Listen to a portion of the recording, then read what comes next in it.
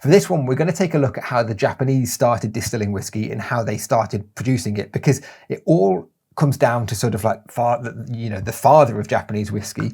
And I'm going to get all these pronunciations really wrong, people, so please bear with me. It's Masataka Taketsuru. Now, he was born into a sake brewing family in Hiroshima in 1894, and he travelled to Scotland at the turn of the 20th century, so the early 1900s, to study organic chemistry at university, and he also was studying distilling whiskey, and this was all done, or all funded by Setsu Shuzo, a company that aimed to produce the first whiskey in Japan. Now, why did he need to go to Scotland to learn how to make whiskey if they were already making sake in Japan? Well, there's several key differences. Sake is made by washing, steaming and fermenting rice, then it's pressed, and then it's filtered, sterilized, aged and bottled. That's sake in a very, very crude nutshell. Whiskey, on the other hand, is mashing, fermenting, so malting, mashing and fermenting of grains, which is then distilled, then aged and oak barreled, filter out the crap and then bottle it. But they didn't have this information on hand in Japan at the turn of the 20th century. We take it for granted that in this era, like with ChatGPT and all the information that you need at the tips of your fingertips, the information was universal, but it wasn't. Now, to get this information, Japan had to send somebody over from Japan to Scotland to learn directly from the people that did it. And I think you need to remember a little bit of context here as well.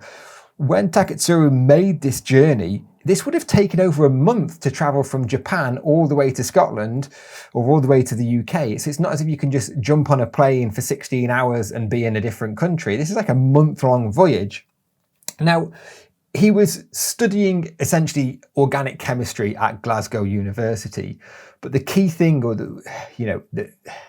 Taketsuru learned his craft and honed his craft by being apprenticed at various distilleries. Now, of course, while he was a student, in organic chemistry, he was learning a lot about the chemistry of producing whiskey and yeast and fermenting and mashing, all of that. But it's a hands-on experience, let alone, taking off that theoretical expertise and put it into practical expertise that obviously helped it. Now, there are two key distilleries that he was apprenticed to during his time in the UK. Now, the first one was the Longmorn distillery.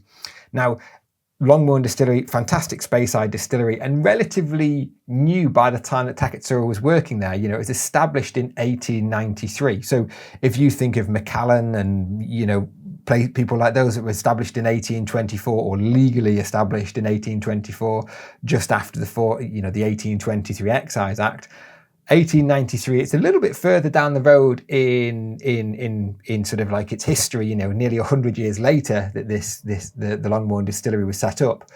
But it was set up by John Duff and then sold to James Grant in 1899. Now, James Grant, the Grant name, synonymous with whiskey production, he was a member of the Grant family of Glen Grant fame, and he inherited Glen Grant from his uncle, John Grant, in 1872. Now, the Longmorn distillery was massively prized at the start of the 20th century, and you have to remember that single malt whiskey has had a very, very short shelf life in terms of it being a single malt product. Yes, it's been singly produced at various distilleries, but at the turn of the 20th century, and even you could argue now, blends are the dominant thing. So, Longmorn was prized for a very long time because it went into VAT 69 and Dewars, and it was obviously a very important blending whiskey. Now, I would argue so much as we wouldn't have this industry now if it wasn't for for the blends and the rise of blends. So we are going to take in quite a big look at this at some point. But blends are the backbone, and Longmorn was a very big key component for it.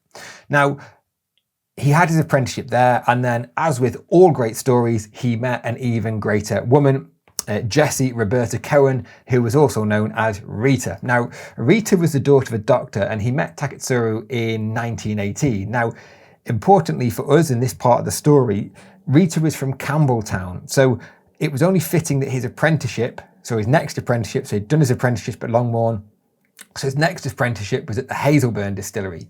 Now, we may think of Hazelburn as being a brand of triple distilled Springbank, but the Hazelburn distillery was officially licensed in 1825, so a lot older than the Longmorn distillery, and harking back to those days just after the formation of the 1823 Excise Act. Now, when Alfred Barnard, the legend that toured around all of Scotland to give us these chronicles and these histories of these distilleries in the time, when Alfred Barnard visited in 1885, it had a capacity of 250,000 gallons, making it the largest distillery in Campbelltown. Now, it closed in 1925, so 5 years after Taketsuru had done his apprenticeship there, and Springbank took over the branding or the production, whatever you want to call it, in 2005. Now, while travelling around the world studying chemistry and learning how to make whiskey and adapting into the culture, and this is one of the things that, some of the researchers have touched upon very heavily, is about the culture shock. Imagine moving over from Japan and studying in the UK and studying in Glasgow, where it's fair to say that the accent is not necessarily the easiest to understand. It's not as if it's perfect Queen's English. So this must have been an incredible undertaking for him. But not only was he learning how to make whiskey while being apprenticed at these distilleries, not only was he studying for his degree, but he also translated a seminal work from English to Japanese called The Manufacture of Whiskey and Plain Spirit by J.A. Nettleton. Now, this is the book about how to distill whiskey, or the production of whiskey, and that was crucial to going back to Japan and being able to film. So when you think about it, what he was able to achieve was absolutely phenomenal, given the resources that were available to him. Now, in 1920, the couple moved back to Japan. So in 1920, Rita and Taketsuru moved back to Japan, and it wasn't the same Japan that he had left. Of course, the war, World War I had gone through, and in between 1914 and 1919, Japan saw an economic boom. Japanese goods just went through an absolute boom, but then pretty much after the war, it ground to a halt, and in 1920, the stock market crashed. I think it went down sort of 55%. So basically, just as he'd arrived back after doing all of this study and all of this research, oh crap, I've not got a job, because the people who he was sent out to work for were closed. That company had closed. So basically, Taketsuru was looking for a job. But something rather serendipitous happened. A company called, I'm going to murder this name as well, Kotobukiya, had been founded in 1899 by somebody called Shinjiro Torii. Now, his name might ring a bell to you. I'll explain why in a few moments' time. But he was looking for somebody to help him build the distillery and start producing the first whiskey in Japan. Now, Taketsuru was obviously the only learned person in Japan about how to produce whiskey in the Scottish way, so he was hired for the job in 1923. Now, the distillery that he helped build or began work on was the Yamazaki distillery, because Kotobukiya later became Suntory. So he was essentially working for Suntory at this point. Now, the Yamazaki distillery in 1923 work began. 1924, production began in 1929. The first commercial whiskey, white label, essentially was released, marking the start of Japanese whiskey. Now, it's quite interesting that Taketsuru wanted to build the Yamazaki distillery on the northernmost island of Japan called Hokkaido. And the reason for that was because the climate on that very northernmost island very closely matched the climate to Scotland, basically piss wet through all the time, cold winters and cool summers. But as we all know, the Yamazaki distillery was built in Kyoto, which has a similar pattern, but obviously you get much hotter summers in Kyoto than you do on that very northernmost island. Now, it's worth noting now, and it will become clear, that Suntory, which is now Beam Suntory, owns Jim Beam, Lafroig, Maker's Mark, Bowmore and Hibiki. That's important for what's going to come further down the line. So, we're flashing through time here. Taketsuru has gone from Japan to Scotland to learn his craft. He's gone back to Japan and he's helped set up the Yamazaki distillery. And after his 10-year contract with Shinjiro Torii had ended, he decided to go out on his own. And in 1934, he started to build the Yoichi, I'm pronouncing that wrong again, distillery, and that started in 1934. Now, that was backed by 3 very rich families who had been taught English by Rita. So again, if you look at the serendipity here, would he have had those backers if he hadn't met Rita and gone to Campbelltown and this, that and the other? So all of these parts, he wasn't lucky. He was making the most of his situations, but all these chance occurrences the reasons that we have this world around us today. So anyway, 1936 production began, and in 1940 Nikka whiskey was launched. Now, Nikka is now the second largest whiskey producer in Japan after Suntory. It has several single malt distilleries, Mikiyagyo, that's terribly wrong, isn't it? My God, I'm not even going to try and correct that because I know how wrong that was. Sorry, Yoichi, Nikka from the barrel as well. And crucially, and this is where we're going to start going back to Scotland now, in 1954, Nikka was acquired by Usahi.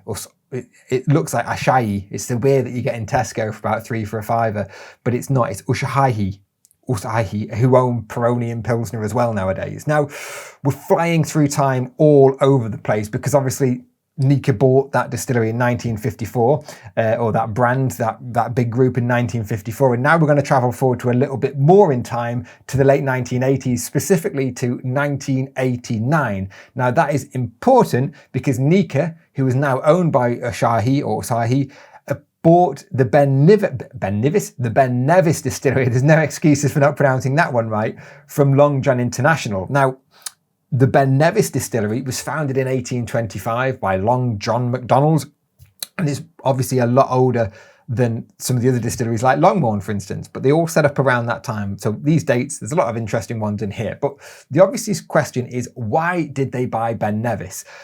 Basically, Nikka had been buying and sourcing whiskey from around the world, and if you're making blended whiskey, you need a consistent supply.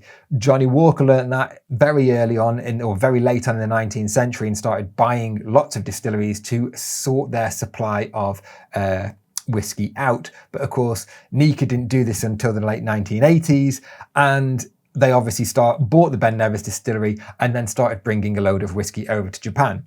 Now, this isn't without controversy, because historically Japanese whiskey regulations have been a lot less strict than those in Scotland. Basically, in theory, distilleries could, brand owners could produce whiskey in Scotland, tanker it all the way over to Japan, label it as Japanese whiskey, and then send it back and distribute it all around the world. Now, there's no evidence that Nikka were doing this. There's no evidence that Nikka specifically bottled Ben Nevis and sold it as Japanese whiskey, but obviously it did buy a distillery to export blends over to that part of the world. Anyway, in February 2021, so we're coming back more into more recent times, this practice was banned essentially. The Japanese Spirits and Liquors Association started a new sort of a rule of governance that basically said, if you're going to label it as Japanese whiskey, it has to be distilled, matured and bottled in Japan. So now Nikka have the world blend. So they are pretty certain they didn't just invent the world blend to work around these regulations. I think the world blend was going for a long time, but just wasn't called the world blend, hence why they were bringing over loads of whiskey from Japan. Now, one interesting thing, or one very interesting bottling that you can look for on the market, if you want to pay homage to Mr. Taketsuru and pay homage to him for creating basically the Japanese whiskey market that we have today, you can go and buy the 1990 25-year-old.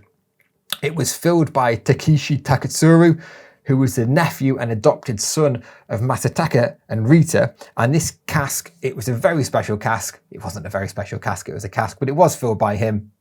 And it was released as a 25-year-old. So if you do ever see that bottle of Ben Nevis, it's incredibly rare. I think I've only ever sold it once, but it's an incredibly rare bottling. But it does celebrate this incredible story of how one man from Japan flew to Scotland to learn about the art of distilling whiskey and took all of that back. And without him and his endeavours, and without, of course, Shinjiro Torii and all of the other serendipitous events that happened over the course of the 20th century, we wouldn't have this fantastic cult of Japanese whiskey that we have now.